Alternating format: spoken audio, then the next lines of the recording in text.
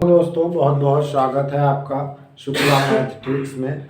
आज मैं आपको लेकर के आया हूँ रेशियो, समानुपात क्या होता है।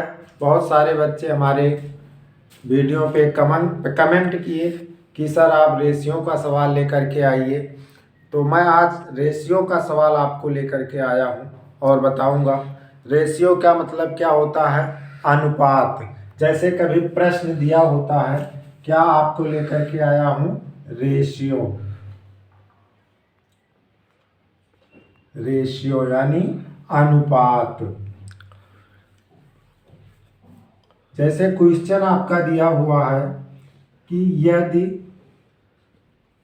ए अनुपात बी बराबर, आपका कुछ भी दिया है, ए अनुपात बी बराबर कुछ दिया हुआ है, जैसे 2:3 और बी अनुपात सी बराबर आपका दिया हुआ है 5:4 और सी अनुपात डी बराबर दिया हुआ है आपका 3:7।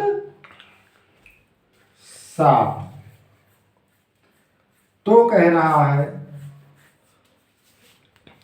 ए अनुपात बी अनुपात सी अनुपात डी का मान क्या होगा।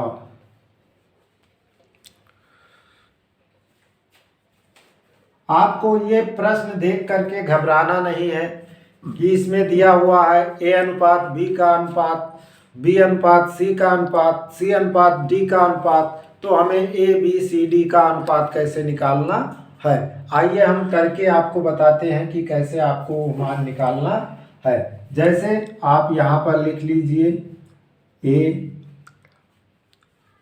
बी सी और डी। अब ए अनुपात बी का मान कितना दे रखा है, 2:3। तो आप 2 को यहाँ रखिए और 3 को यहाँ रखिए। फिर क्या कह रहा है कि बी अनुपात सी का मान कितना है, 5:4। तो बी का मान यहाँ क्या है, 5, तो यहाँ हम क्या रख दिए 5, और सी का मान 4, तो यहाँ पर हमने क्या रखा 4 रखा। अब कह रहा है सी अनुपात डी का मान 3:7 है, तो सी का मान यहाँ पर क्या रखा है 3, तो हम सी के नीचे क्या रख देंगे 3, और डी का मान क्या रखा हुआ है 7, तो डी के नीचे हम क्या रख दिया 7 रख दिया। अब हमें क्या करना है, इसको हल करना है, सरल करना है।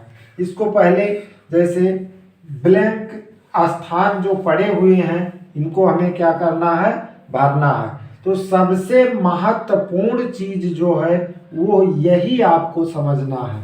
देखिए अब हम सी के जगह पर यहाँ क्या लिखेंगे, फर्स्ट रो में देखिए यहाँ पर जो संख्या लिखी होगी उसके बाईं तरफ वही संख्या होगी, यानी बाईं तरफ जो संख्या होगी उसके दाहिनी तरफ भी वही संख्या होगी। तो यहाँ 3 लिखा हुआ है, तो यहाँ क्या हो जाएगा आपका 3 ही हो जाएगा। अब डी के नीचे क्या होगा, जो संख्या यहाँ लिखी होगी उसी के बाईं तरफ वही संख्या लिखी होगी, या जो यहाँ लिखा हुआ है उसके दाईं तरफ वही संख्या होगी। तो 3 यहाँ पर लिखा हुआ है, तो 3 हमने क्या कर दिया यहाँ लिख दिया। ये रो आपका क्या हो गया, कंप्लीट हो गया। अब देखिए इस रो में हम पहुंचते हैं, तो देखिए 5 यहाँ पर लिखा हुआ है, तो यहाँ पर क्या लिखा जाएगा 5 लिखा जाएगा। 4 यहाँ पर लिखा हुआ है, तो 4 यहाँ पर भी लिखा जाएगा। अब देखिए 3 यहाँ लिखा है, तो यहाँ क्या लिखा जाएगा 3, और 3 यहाँ लिखा हुआ है, तो यहाँ क्या लिखा जाएगा 3। इतना आपको जरूर समझ में आ गया होगा। तो मैं उम्मीद करता हूँ कि यह अगर आपको समझ में आया है तो आगे जो मैं बताने जा रहा हूँ वो बहुत अच्छे ढंग से आप लोग क्या करना, समझना। अब करना क्या है, इस तीनों का गुणा कर लेना है। 2 पंचे 10, 10 तिहाई 30।